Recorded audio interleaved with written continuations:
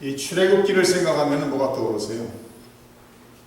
출애굽기 이 책을 생각하시면 딱 떠오르는 게 십계명이라는 영화가 떠오르죠. 그죠? 이 미국이 뭐 동성애도 합법으로, 동성결혼 합법으로 만들고 계속해서 이렇게 변해가고 있지만 신기한 것은 이스터, 부활절이라든지 크리스마스 때가 되면 항상 레귤러 채널에서도 종교 영화를, 그죠? 기독교 영화를 방송하는 걸 볼 수가 있습니다. 그래서 한 해도 빠지지 않고 부활주일이 되면은 십계명이 채널 7인가요? ABC에서 항상 방영되는 것을 볼 수가 있습니다. 뭐 대작이죠. 한 3시간이 넘는 그 영화를 매년 부활절이 되면은 TV를 통해서 우리가 접하게 됩니다. 근데 그 영화를 보면서 뭐가 조금 이상하다는 생각을 하시는지 모르겠어요. 우리는 이런 기독교 영화를 보면은 그 영화 속에서 전개되고 있는 그 모든 내용이 전부 다 성경적이라고 생각할 때가 많아요. 특히 십계명 같은 것은 뭐 성경에 근접하게 만들었기 때문에 그것을 의심하는 사람이 없을 가능성이 많습니다. 그러나 이 십계명 속에서도 성경에 나와 있지 않는 내용들을 좀 덧붙여서 나오는 내용들이 있는 것을 볼 수가 있습니다. 그 중에 하나 대표적인 것이 모세가 바로 왕의 딸 공주의 손에 성장하면서 자기가 유대인이라는 것을 모르고 성장하고 그려지죠. 그래서 다 성장한 후에 자기가 유대인의 아들이라는 것을 알게 되고 쇼크를 먹는 그런 내용이 영화에서 묘사된 것을 볼 수가 있습니다. 근데 이 성경을 이렇게 자세히 보시다 보면은 저희가 지난주에 보았던 그 모세가 3개월 동안 자기 집에서 레위 가정에서 감추어진 상황 속에서 아버지 아므람과 요게벳, 어머니 요게벳 그 가정에서 태어나 3개월 동안 숨겨져 있다가 더 이상 숨길 수 없어갖고 모세를 나일강에 띄워보내는 그 내용을 보았습니다. 그리고 그 나일강에서 떠내려가고 있는 이 모세를 발견한 것이 바로 왕의 딸이었다라고 성경은 기록하고 있죠. 갈대 상자를 가져다가 그 갈대 상자 안에 있는 어린아이가 우는 모습을 바라볼 때 그를 불쌍히 긍휼히 여기게 되고 모세의 누나였던 미리암이 멀리서 그 광경을 바라보고 찾아가 이 아기에게 젖을 먹일 수 있는 유모를 불러다 줄까 하고 물어보죠. 그래서 그렇게 하라 하고 미리암이 자기의 어머니 요게벳을 데려다가 요게벳을 통해서 이 모세에게 젖을 먹이게 하고 한동안 자기의 집으로 다시 돌아가서 바로 왕의 딸 공주의 보호 속에서 얼마 동안 성장하는 것을 성경은 기록하고 있습니다. 정확히 몇 년 동안 거기서 성장하는지는 모르겠지만 그래도 몇 년 동안 성장을 하면서 그 어머니 요게벳과 아버지 아므람이 분명히 유대인이라는 것을 교육시켰을 것이고 그 환경에서 성장하면서 다시 바로왕의 딸의 집으로 궁궐로 돌아와서 성장하면서 자기가 유대인이었다는 것을 알고 성장했다 했을 것이라고 우리는 성경을 통해서 알 수가 있습니다. 11절 말씀 보시면 모세가 장성한 후에 한 번은 자기 형제들에게 나가서 그들이 고되게 노동하는 것을 보더니 어떤 애굽 사람이 한 히브리 사람 곧 자기 형제를 치는 것을 보았다라고 기록하고 있습니다. 여기에서 반복되는 표현이 무엇이죠? 모세가 장성한 후에 자기 형제들에게 나가서 그들이 고되게 노동하는 것을 보고 자기 형제를 치는 것을 보았다라고 기록하고 있습니다. 사도행전 7장 말씀에 가서 잠깐 몇 구절을 보고 다시 출애굽기로 돌아오겠습니다. 사도행전 7장 말씀 속에서 스데반 집사가 공회 앞에서 이스라엘 역사를 언급하면서 스데반 집사를 모함한 내용이 스데반이 성전과 이 하나님을 모독하는 말을 한다. 모세와 하나님을 모독하는 말을 한다. 이 거룩한 성경과 율법을 거슬러 말한다라는 거짓 모함 속에서 스데반 집사가 7장의 긴 설교 내용 속에서 이스라엘 역사를 언급하면서 이스라엘 역사 속에 나타났던 여러 인물을 언급하면서 가장 길게 설명하고 있는 인물은 모세인 것을 우리가 알 수가 있습니다. 사도행전 7장 20절부터 보시면은 그때 모세가 났는데 하나님 보시기에 아름다운지라 그의 아버지의 집에서 석 달 동안 기르더니 어려진 후에 바로의 딸이 그를 데려다가 자기 아들로 기르매 모세가 애굽 사람의 모든 지혜를 배워 그의 말과 하는 일들이 능하더라. 나이가 40이 되매 그 형제 이스라엘 자손을 돌볼 생각이 나더니 이 출애굽기 속에서는 몇 살이라는 그런 내용은 나와 있지 않고 모세가 장성한 후라는 그런 표현으로 2장 1절에서 기록을 하고 있습니다. 11절에서 기록을 하고 있습니다. 그 내용을 사도행전에서는 모세가 40이 된 후에 40이 됐을 때 그 형제 이스라엘 자손을 돌볼 생각이 났다라고 기록하고 있어요. 다시 말해서 모세는 어려서 성장하면서도 자기는 유대인이라는 것을 알았지만 바로 왕의 딸 공주 집에서 궁궐에서 성장했다라고 성경은 기록하고 있습니다. 바로의 궁궐 속에서 모든 왕자들 사이에서 모든 지혜를 배우고 그리하여 그의 말과 하는 일들이 능했다라고 20절에 말하면서 40세가 됐을 때 그가 장성한 후에 그 형제 이스라엘 자손을 돌볼 생각이 났다고 말하면서 24절에 오늘 저희가 읽었던 2장 11절에 나와 있는 그 내용을 기록하고 있죠. 한 사람이 원통한 일을 당함을 보고 보호하여 압제받는 자를 위하여 원수를 갚아 애굽 사람을 쳐 죽이니라. 그는 그의 형제들이 하나님께서 자기의 손을 통하여 구원해 주시는 것을 깨달으라고 생각하였으나 그들이 깨닫지 못하였더라. 이튿날 이스라엘 사람끼리 싸울 때에 모세가 와서 화해시키려 하여 이르되 너희는 형제인데 어찌 서로 해치느냐 하니 그 동물을 해치는 사람이 모세를 밀어뜨려 이르되 누가 너를 관리와 재판장으로 우리 위에 세웠느냐 내가 어제는 애굽 사람을 죽인 것 같이 또 나를 죽이려느냐 하니 모세가 이 말 때문에 도주하여 미디안 땅에서 나그네 되어 거기서 아들들을 낳았다라고 기록하고 있습니다. 이 사도행전에 나타난 내용 속에 중요한 것은 무엇인가 하면 모세가 40세가 돼서 장성한 후에 자기들의 백성들을 이스라엘 자손을 돌볼 생각이 나서 그들의 애굽 사람의 원수를 애굽 사람이 자기의 백성이 원통한 일을 당하는 것을 보면서 애굽 사람을 쳐 죽였다라고 24절에 기록하면서 모세가 그렇게 한 원인과 동기가 25절에 이렇게 기록되죠. 그는 그의 형제들이 하나님께서 자기의 손을 통하여 구원해 주시는 것을 깨달으라고 생각했다는 거예요.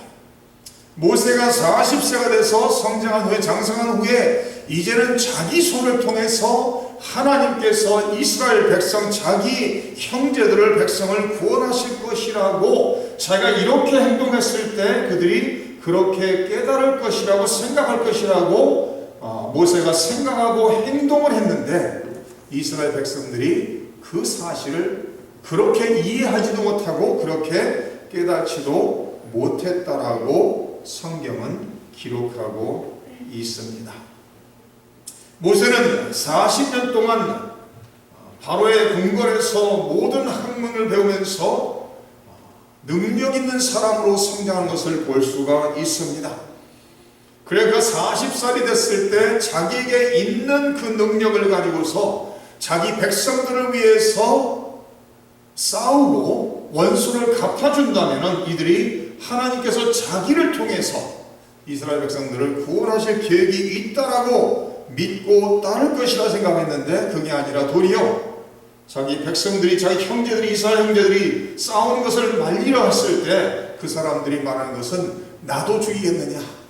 두 형제가 싸울 때 한 형제가 잘못한 형제를 향해서 말했을 때 그 사람이 말하는 것은 네가 어제 애굽 사람을 죽인 것처럼 오늘은 나를 죽이겠느냐라고 말하는 것을 볼 수가 있습니다. 모세가 생각하고 의도한 것과는 전혀 다르게 이 사람들이 생각하고 있다는 것을 알게 됩니다. 출애굽기 2장으로 다시 돌아와서 그 내용을 기록하고 있죠. 14절에 그가 이르되 누가 너를 우리를 다스리는 자와 재판관으로 삼았느냐? 내가 애굽 사람을 죽인 것처럼 나도 죽이려느냐? 모세가 두려워 이르되 일이 탈로 되었도다.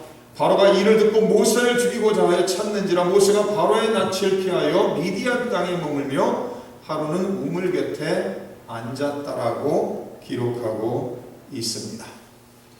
우리가 이 내용을 바라보면서 기억해야 되는 것은 세월이 많이 흘렀다라는 것이죠.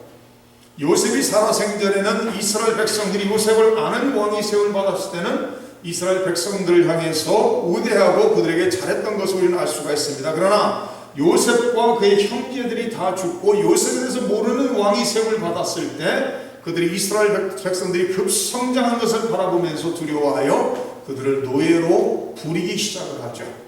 그러면서 수백 년 동안 노예로 살아가면서 극심한 고통 속에서 이스라엘 백성들은 날마다 하나님을 향해서 부르짖는 것을 우리는 볼 수가 있습니다.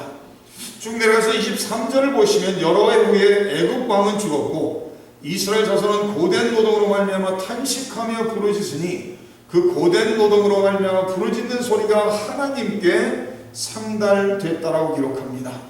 하나님 그들의 고통소리를 들으시고 하나님이 아브라함과 이삭과 야곱에게 세운 그의 언약을 기억하시고 하나님 이스라엘 자손을 돌보셨고 하나님 그들을 기억하셨다라고 수백 년이라는 세월이 흐르면서 노예로 살아가면서 극심한 고통 속에서 하나님을 향해 부르짖고 또 부르짖는 그들의 부르짖음을 기도를 들으시면서 하나님께서 이제는 이스라엘 백성들이 애굽에서 하나님이 약속하신 대로 큰 민족을 다 이루었을 때 때가 차서 모세를 세상에 보내고 하나님께서 모세를 보호하시고 모세를 40년 동안 바로의 궁궐에서 성장하게 하시고 이제는 모세를 미디안 광야로 몰아내시고 그곳에서 또 40년 동안 목자로서 하나님과의 관계 속에서도 영적으로 훈련하고 준비하시는 그런 내용을 말씀을 통해 기록하는 것을 볼 수가 있습니다. 모세가 애굽을 떠날 때 십계명이라는 영화에서는 어떻게 그 내용을 묘사했죠? 모세가 애굽 사람을 죽인 것이 발견돼서 바로 앞에 잡혀 끌려오게 되고 바로가 죽이려 하다가 이를 미디안 광야에서 죽으라고 물 한 통을 주고 몰아내는 장면으로 나옵니다. 그렇죠? 그래서 이 광야에서 여러 날 동안 고통 속에 물이 다 떨어지고 어려움 속에 기진맥진하여 기절한 그 상황 속에서 깨어보니까 이제 우물가에 도달한 모세를 십계명에서는 그렇게 묘사하고 있습니다. 근데 오늘 말씀 속에서 말하는 것은 모세가 잡혀서 그렇게 된 것이 아니라 모세가 스스로 바로 왕이 두려워서 스스로 애굽을 떠났다라고 성경은 기록하고 있습니다. 15절 말씀 보시면 이렇게 기록하죠. 바로가 이 일을 듣고 모세를 죽이고자 하여 찾는지라 모세가 바로의 낯을 피하여 미디안 땅에 머물며 하루는 우물 곁에 앉았더라 기록합니다. 바로가 모세가 애굽 사람을 죽인 것을 듣게 되고 그래 모세를 죽이고자 모세를 찾았습니다. 그 소식을 들은 모세가 모든 준비를 해서 애굽을 떠나가고 있는 것으로 성경은 기록을 하고 있습니다. 그래 모세가 미디안을 향해 미디안 땅에 도착했다라고 기록하고 있습니다. 이 미디안이라는 백성들이 누군가를 성경에서 기록을 하는데 창세기로 돌아가서 보시기 바랍니다.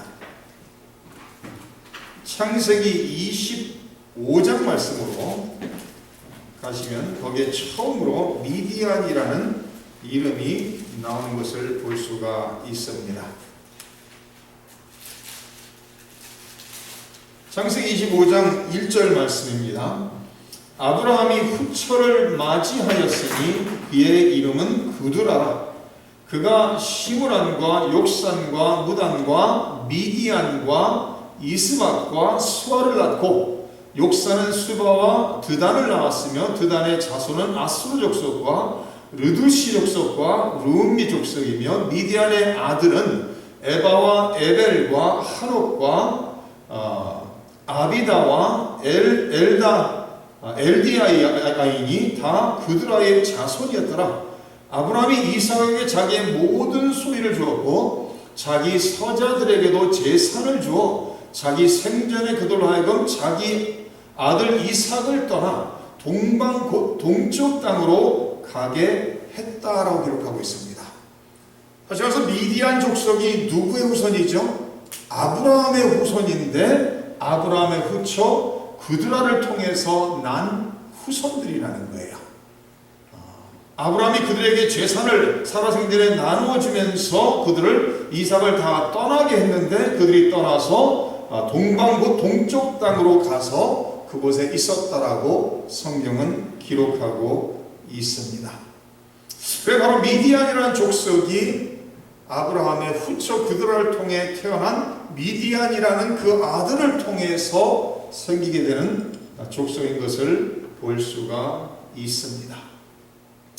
미디안을 향해서 모세가 떠나가게 되고, 모세가 미디안에 도착해서 비로소 자기가 설 땅을, 설 자리를 찾게 되는 것을 볼 수가 있습니다. 우리가 이 모세를 생각할 때 한 가지 기억해야 되는 것은, 모세는 분명히 유대인 레위인의 가족에서 태어났습니다. 그렇죠? 그러니까 분명히 유대인이에요. 근데 모세가 어디서 성장을 하죠?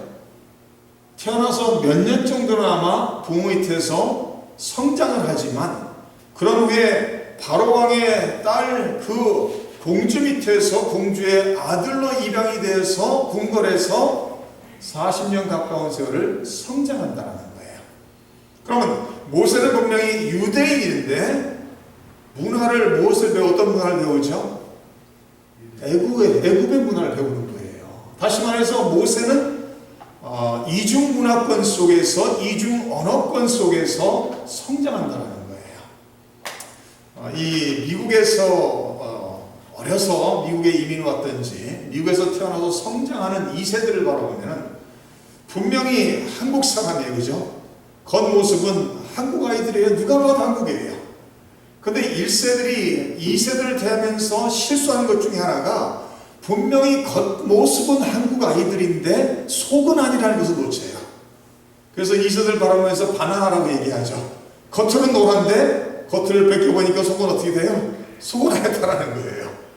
그러니까 제가 2세 목회를 할 때 이 1세 교회에 있는 그 1세들이 끊임없이 실수하는 것이, 2세를 대할 때 얘들이 한국애라 생각하면서 항상 대하는 거예요.